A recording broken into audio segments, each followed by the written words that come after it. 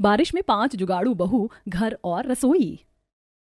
जहाँ बड़ी बहू सुधा चूल्हे में खाना बनाते हुए खिसिया कर बुदबुदा रही थी। मुश्किल से मचान पर से 7-8 तोड़ी टूट कर निकली है। ये भी बनने के बाद गलकर इतनी थोड़ी हो गई कि इतनी से तरकारी में 12-13 जनों को कैसे खिलाएंगे। गुंजा, चावल धो दिया हो तो जल्दी से ले आओ। जेठानी जी, अभी चावल नहीं धुला, इतनी देर से चंपाकल चला रही हूँ, लेकिन अभी तक अंदर से काई जैसा जमा जमा पानी निकल रहा है। हर महीने हम लोग इस मकान में रहने का 3-4 हजार रुपए किराया भर देते, लेकिन फिर भी पीने के लिए मीठा पानी नहीं लगा। इस हैंडपंप का खारा पानी पीना पड़ता है। गर्मी में पानी में किन किन रेत निकलती है और बरसातें लगते ही काई का जमा पानी निकलना लगता है। जितने का हमारे पति लोगों ने इस मकान का किराया भर दिया, उतने में ज्यादा नहीं तो 25 गज जमीन खरीद कर जड़ से घर बनवा लेते, तो एकदम मंजिल बनवा कर रह लेते। हर महीने कम से कम हम 5 बहू, कोई टेंशन तो नहीं लेनी पड़ती कि मकान मालिक कब आकर किराए के लिए टोक जाएगा। मेरी तो समझ में नहीं आ रहा, इस पानी से चावल धोने के लिए काई कैसे अलग करूँ। तभी मंजली बहू रीता जुगाड़ लगाती है और एक सूती की कतरन हैंडपंप के पानी निकलने वाले मुंह पर बांध देती है, जिससे पानी साफ आने लगता है। लो, मैंने इस काई का जुगाड़ कर दिया, अब धो लो चावल। वैसे मानना पड़ेगा, मंजली जेठानी जी के अद्धान से जुगाड़ लगाया है आपने। अब हैंडपंप का पानी इस कपड़े से खुद ही प्यूरिफाई होकर छन कर आएगा। कुमुद ऐसा बोली रही होती तभी मौसम काला कर देता है। तेज तेज की बिजली चमकने के साथ आंधी उठ जाती है। लगता है तगड़ी आंधी पानी होने वाली है। अभी पूरी तरह खाना भी नहीं बना। देवरानी जी, जल्दी चावल धोकर दे दो, वरना बारिश आ गई तो चावल नहीं बन पाएगा। जेठानी जी, धो रही हो, एक तो इतने बड़े पतीले में चुल्लू भर चावल मुट्ठी में नहीं आ रहे। तभी देखते देखते तेज आंधी पानी बरसने लगता है। 5 जुगाड़ू बहुएं रसोई का सामान समेटने लगती हैं। अभी तो घटा एकदम साफ थी, एकदम से इतनी मूसलाधार बारिश कहाँ से शुरू हुई। नुपुर, ये मिट्टी वाले मसालेदानी उठाकर अंदर ले चलो, नहीं तो भीग जाएगी। लाइए, उपले की टोकरी मुझे दे दीजिए जेठानी जी, मैं अंदर ले जाती हूँ। तब कुमुद चूल्हे पर चढ़ी सब्जी की कढ़ाई जल्दी से उठाकर मकान के अंदर ले जाकर रख देती है। बड़ी बहू सुधा जैसे ही आंगन में बना चूल्हा पन्नी से ढकने लगती है तो मूसलाधार बारिश के चलते अचकन की मिट्टी गल चुकी थी। हे भगवान जी, कितने जतन से मैंने धूप गर्मी में नदी के पास से मिट्टी लाकर चूल्हा बनाया था, और बारिश में मेरा चूल्हा टूट गया। अब खाना पीना किस पर बनेगा। बरसात में चूल्हा भीग कर टूट जाने के चलते सुधा को परेशान होते देखकर सास गोदावरी कहती है, बड़ी बहू, मिट्टी का चूल्हा ही तो था, भीग कर टूट गया तो टूट गया। वैसे ही सावन भदवा के मौसम में तुम खुले आंगन में खाना नहीं बना पाती, इसलिए तुम मुझे मिट्टी ला कर दे देना। मैं भंडार कोने में 2 मुंह का चूल्हा डाल दूंगी, एक बार में दाल भात बनकर तैयार हो जाएगा। बारिश के मौसम भर मकान के अंदर में ही खाना पीना कर लो। जहाँ एक तरफ पड़ोसी अड़ोसी बारिश के मौसम में अपने पक्के मकान में आरामदायक जिंदगी बिता रहे थे, वहीं बरसात का मौसम लगा देखकर 5 बहुएं काफी परेशान हो जाती हैं, क्योंकि इस किराए के मकान में पिछले 10-15 सालों से गोदावरी अपने 5 बेटों, 5 बहू और उनके 3 बाल बच्चों समेत किसी तरह टाइम काट रही थी। लेकिन छत दीवार कच्ची और कमजोर होने के चलते बारिश के मौसम में इन्हें टपकती छत के अंदर रहन सहन करने में काफी परेशान होना पड़ता था। मूसलाधार बारिश से उनके मकान की छत चूने लगती है। जेठानी जी, देखिए, बारिश की 2-4 बूंद नहीं पड़ती कि हमारा मकान चूने लगता है, क्या करेंगे। और क्या करेंगे, हर साल की तरह जैसे बारिश में बर्तन लगाकर एक जगह पर दही की तरह जमकर पानी इकट्ठा करते हैं, वही करेंगे, क्योंकि इस साल भी हमारे निखट्टू पतियों से मकान की छत पक्की नहीं करवाई गई। गुंजा के ताना कसने पर प्रभात भड़क जाता है और दोनों में झगड़ा होने लगता है। बस तुम लुगाइयों में से तो हम 5 भाइयों का घर में थोड़ी देर बैठना भी देखा नहीं जाता। अरे हमारा घर में रहकर खाना तुम सभी की आंखों में खटकता है। बस दिन भर घर के बाहर रहकर गधा मजदूरी करो, तब सब ठीक है। बस बस रहने दीजिए। आप 5 भाइयों की कमाई में तो जैसे आग लगी पड़ी है। पिछले साल बरसात से बोलते बोलते इस साल की बारिश की शुरुआत हो गई, लेकिन फिर भी आप 5 भाइयों से इतने पैसे भी नहीं जुड़े कि कम से कम घर की छत दीवार पक्की करवा दो। मैं तो करम फूट गया ऐसे निखट्टू पति से शादी करके। हाँ, तो बोल देती अपने पिताजी को, कोई सरकारी सर्विस वाला पैसे वाला दामाद ढूंढ लेते। करवानी थी ना कमाते खाते परिवार में शादी। 2 टाइम की रोटी तो तुम्हें मैं ही कमा कर खिला रहा हूँ ना, कि तुम्हारे पिताजी। एक तरफ बरसात का कहर था, वहीं मकान के अंदर अपने बहू बेटे को इस कदर झगड़ा करते देखकर बिस्तर पर पड़े बीमारी की हालत में जूझते हुए हरिहर ने कहा, भगवान, अरे क्यों तुम मियां बीवी जब देखो झगड़ते रहते हो। अरे गोदावरी, इन दोनों को शांत करो, मेरा सिर दुखने लगा। तुम दोनों मर्द लुगाई को लाज लग रही है कि नहीं थोड़ी भी। यहाँ तुम्हारे ससुर ने खटिया पकड़ रखा है और तुम दोनों झगड़ रहे हो। प्रभात गुंजा, गरम मिजाज से मसले का निवारण नहीं निकलता। अब तो जो हालात सामने है उसे झेलना ही पड़ेगा। तभी बड़ा बेटा मनोहर नरमी से समझाता है, देखो, तुम सब तो जानती हो मानसून के मौसम में हमारा दिहाड़ी भत्ते का काम बहुत ही ठप हो जाता है, वरना पक्का करवा देते। और वैसे भी किराए के मकान में रहकर खुद के पैसे लगाकर काम करने से मकानदार किराए में नहीं कटेगा। कुछ खाना बनाया है तो दे दो, हम खाकर काम पर जाएं। रीता बहू, अपने देवर जेठ पति को खाना परोस दे। तभी रीता असहज होकर कहती है, माजी केवल सब्जी बन पाई है, भात बनाने जा रही थी, इतने में बारिश हो गई। रीता बहू, देख, रात की कोई बासी कोसी रोटी बची हो तो दे दे। तुम 5 के पतियों को इतनी समझदारी है कि चूल्हा टूटा पड़ा है तो टटका चावल कहाँ से मिलेगा। तब रीता थोड़ी थोड़ी सब्जी के साथ हिचकिचाते हुए रोटी परोसती है। जेठ जी, वो सब्जी कम है इसलिए थोड़ी थोड़ी दी है। कोई बात नहीं, इतने में तो रोटी खा लेंगे। 5 थोड़ी सी सब्जी के साथ छुआ छुआ कर रोटी खाते हैं और हल्की बूंदाबांदी में रोजी भत्ते के लिए निकल जाते हैं। तभी नुपुर दुखी भाव से कहती है, सब्जी कम होने के चलते हमारे पतियों ने पेट भरकर खाना भी नहीं खाया। थोड़ा अचार भी होता तो खा लेते बढ़िया से। जार का आधे से ज्यादा अचार तो बाल बच्चों ने खाकर खत्म कर दिया। उन्हें भी तो रोज अचार पराठा देते थे। ऊपर से इस साल तो बाजार में कच्ची कैरी भी इतने महंगे दाम पर बिक रही है कि सोचना पड़ता है। कुमुद की ये बात सुनकर रीता के दिमाग में जुगाड़ आता है। अरे, जब बिना खरीदे ही आम का अचार लगा सकते हैं तो बेफिजूल के पैसे क्यों फूकना। आज कितनी देर तक पीट पीट कर आंधी पानी बरसा है, पता है जंगल में पेड़ से कितने सारे आम गिरे होंगे।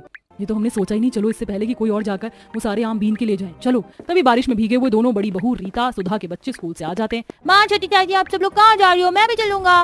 राजू बेटा, हम जंगल जा रहे हैं, तुम्हारे लिए मीठे रसीले आम चुनकर ले आएंगे, तुम घर में रहो। थोड़ी देर में पांचों बहुएं जंगल पहुंच जाती हैं, जहां ठंडी ठंडी हवा चल रही थी और शाखाओं पत्तों पर जमी बूंदे गिर रही थी। जमीन पर बहुतायत के आम पेड़ से टूट कर गिरे थे, जिसे देखकर पांचों जुगाड़ू बहू खुश होकर जल्दी जल्दी चुनने लगती हैं। जरा देखो ये शहरी दशहरी कच्चे आम कितने बड़े हैं, पता है बाकी मालदे और लंगड़े आम की तुलना में इसमें काफी गूदा होता है और इसका अचार भी अच्छा लगता है और काफी समय तक टिकता है। वैसे कुछ देर की बारिश से मौसम के वातावरण में कितनी ठंडक आ गई है और पेड़ पौधों ने भी नहा लिया। तभी जंगल के बीच बनी मड़ई में से बूढ़ी दुलारी बाहर आती है। अब आई हो तुम बहुएं, मैं कब से तुम्हारी बात जो रही थी। कैसी हो दुलारी दादी, तबीयत तो ठीक है? हाँ, मैं तो एकदम चंगी वाली हूँ। पेड़ पौधों की शुद्ध ताजी हवा शरीर में लगती है, जंगल से ही फल चुनकर भरण पोषण कर लेती हूँ। वैसे दुलारी दादी, आपको इतने घने जंगल में अकेले रहने में जंगली जीव जंतु का जोखिम नहीं लगता? रीता बहू, इस जग में जानवरों से वफादार तो इंसान भी नहीं होता। एक कुत्ते को भी अगर तुम 2 टुक रोटी डाल दोगी ना, तो इतनी भी खाकर संतुष्ट हो जाता है, तुम्हारे घर के बाहर बैठकर पहरेदारी भी करेगा। ये तो है दुलारी अम्मा, हम पांचों भी जंगल में जब आते हैं तो काफी सुकून ठंडक मिलता है, दिल करता है यहीं पर बसावट कर लें, किराए की भी भारी चिंता सर से उतरे। तब नुपुर नदी के किनारे हरे साग निकले हुए देखती है। सुधा दीदी, रीता दीदी, वो देखिए बरसाते लगते ही नदी में साग पनप गया है। पर नुपुर, साग तो सर्दी के मौसम में होता है, बारिश में कौन सा साग पात होता है? मेरे देखने में तो खरपतवार लग रहा है। गुंजा जी, मुझे भी साग की अच्छे से परख है। ये लाल चौलाई का साग है, बाजार में बहुत महंगा बिकता है, मैं खोद कर ले आती हूँ। नुपुर नदी के अंदर उतरकर उस लाल लाल चौलाई साग को खोदने लगती। तभी उसके पैरों के नीचे काफी सारे पत्थरों का आभास होता है। लगता है इस नदी में घोंगे और सीप भी हैं। नुपुर देखो, मौसम खराब हो रहा है, जल्दी से आ जाओ। हमारा चूल्हा भी तो टूट गया है, अब नदी के पास आए तो बलुआ मिट्टी ले लेते हैं। दोनों बड़ी बहू चूल्हा बनाने के लिए मिट्टी निकालती हैं। वहीं नुपुर नदी में से ताजा साग खोद कर बाहर आती है। जैसे ही पांचों बहू घर पहुंचती हैं तो मकानदार राजू को मार रहा था। दादी मुझको बचाओ, गोरे गड़ू तक मुझको मार रहे हो, मुझको बहुत दर्द हो रहा है। मकानदार जी, छोड़ दीजिए मेरे पोते को। हरामखोर कहीं का, तूने मुझे मोटा बोला, अभी देख मैं तेरी कैसी खाल खींचता हूँ। तभी रीता बीच में आकर अपने बच्चों को ले लेती है। हे भगवान, राजू तो ठीक है ना? मकानदार जी इतने छोटे मासूम से बच्चे को मारते हुए आपको मोह नहीं आ रहा था? अरे क्या किया मेरे बेटे ने? ज्यादा दूध की धुली मत बन गोदावरी की बहू। एक तो तूने अपने बेटे को इतना चस्का कर रखा है, मेरे मकान का दरवाजा तोड़ दिया, खर्चा तो मेरा बढ़ गया ना। एक तो तुम पांचों की कसम कभी भी टाइम पर किराया नहीं देते। खाली कर जाओ मेरा मकान।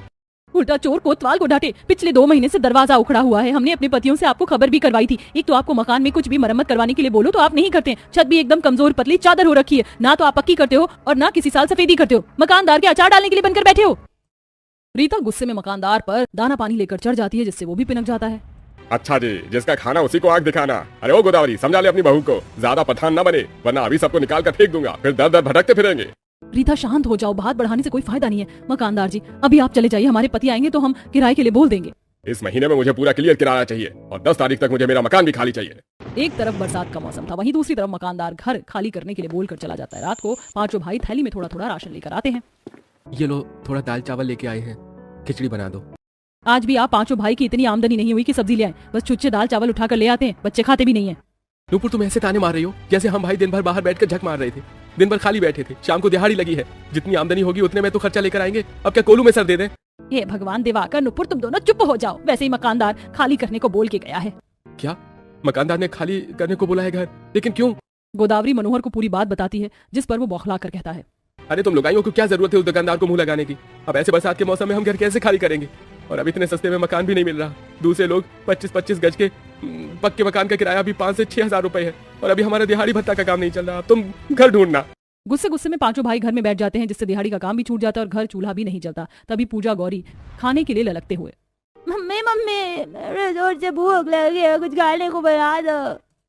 क्या बना कर दूं तुझको गौरी? रसोड़े में एक मुट्ठी चावल भी नहीं पड़ा है कि पका कर दे दूं। चाची, चावल नहीं है तो हमें नमक तेल लगाकर रोटी दे दो, हम खा लेंगे। पूजा को रोटी मांगते देख के सुधा गुस्से में मनोहर को सुनाती है, आप पांचों भाई की मती में गोबर भर गया है क्या? 2 दिन से घर में चूल्हा नहीं जला और आप सब घर में बैठकर ओल पे मिट्टी चढ़ा रहे हैं। काम धंधा तुम जाकर कमाकर खुद चला लो घर। तभी पड़ोसन शशिकला मुंह में आकर बच्चों के लिए अपनी रसोई से खाना दे जाती है। ये लो सुधा, आलू गोभी की सब्जी, रोटी और दाल मखनी है, तीनों बाल बच्चों को खिला देना। धन्यवाद काकी। ऐसे ही देखते देखते मकान खाली करने का मोहलत खत्म हो जाता है। मकानदार भरी बारिश में सबको मकान से बेघर कर देता है। अरे चलो फूटो सब मेरे घर से और खबरदार जो यहाँ आज के बाद भटके। अरे अभी मकान के अंदर हमारा सामान रखा है, उसे लेने दीजिए। एक सुई भी तुम्हें मकान में से लेकर नहीं जाने दूंगा। एक तो तुम करीब मेरा 3 महीने का किराया बचा गए, अब एक एक चीज बेच के वसूल करूंगा। पांचों बहुएं, बूढ़े सास ससुर, बाल बच्चे और पतियों के साथ बरस